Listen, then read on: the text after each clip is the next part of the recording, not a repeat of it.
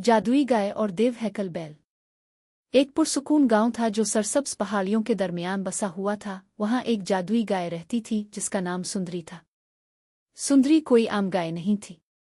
इसकी जल्द सूरज की रोशनी में सोने की तरह चमकती थी और चांदनी में इसके सींग चांदी की तरह दमकते थे। सुंदरी के पास एक खास जादू था। वो अपने मालिक एक यतीम लाड़के रवि को बरकत अता करती थी।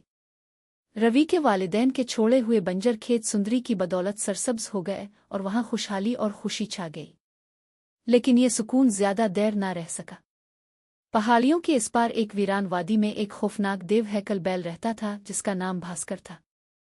भास्कर की सुर्ख आंखें और तेज धार सींग हर किसी को खौफजदा कर देते थे।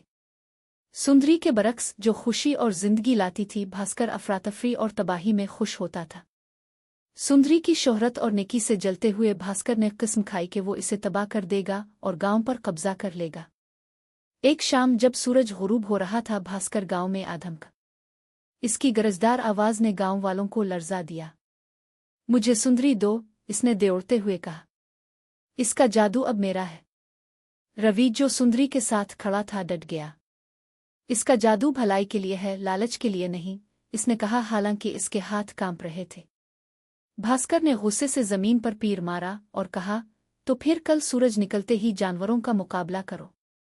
गांव वाले खौफजदा थे लेकिन सुंदरी पुरसुकून थी। इसने रवि से कहा, मुझे इसका सामना करना होगा रवि। जादू कभी भी जुल्म के आगे नहीं झुकता। मुझ पर भरोसा रखो। अगली सुबह गांव वाले जंगल के किनारे जमा हुए जहां मुकाबला होना था।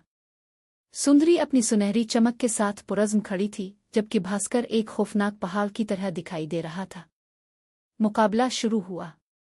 भास्कर ने गुस्से में सुंदरी पर हमला किया। इसके सींग तेज थे और वो पूरी ताकत से आया। लेकिन सुंदरी फुर्ती से उछली और जमीन पर हल्की सी छू गई। अपनी दम की एक हल्की सी हरकत से इसने रोशनी की एक दीवार बना दी, जिससे भास्कर पिल भर के लिए अंधा हो गया। भास्कर ने गुस्से में अपने सींगों से तारीकी का तूफान छोड़ा, लेकिन सुंदरी ने अपनी जादुई किरणों से इसे रोक दिया। आसमान रोशनी और तारीकी से जगमगा उठा। सुंदरी ने महसूस किया कि भास्कर की ताकत इसके दिल की तारीकी में छपी हुई है। इसने अपनी सबसे बड़ी ताकत इस्तेमाल करने का फैसला किया, सुकून का गीत। सुंदरी की हल्की सी आवाज एक दिलकश गीत में बदल गई, जो मोहब्बत, अमन और इत्तेहाद का पैगाम देती थी।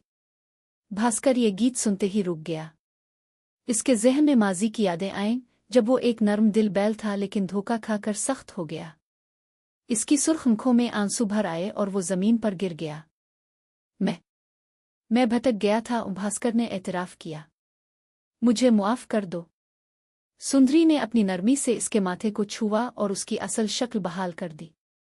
गांव वालों ने खुशी का शोर मचाया जब भास्कर ने एक नेकदिल मुहाफिज की शक्ल इख्तियार की। अब सुंदरी और भास्कर ने मिलकर गांव की खुशहाली और अमन को यकीनी बनाया। यूं गांव न सिर्फ सुंदरी के जादू बल्कि दो ताकतवर हस्तियों के अच्छे अमाल की बदौलत हमेशा खुशहाल रहा।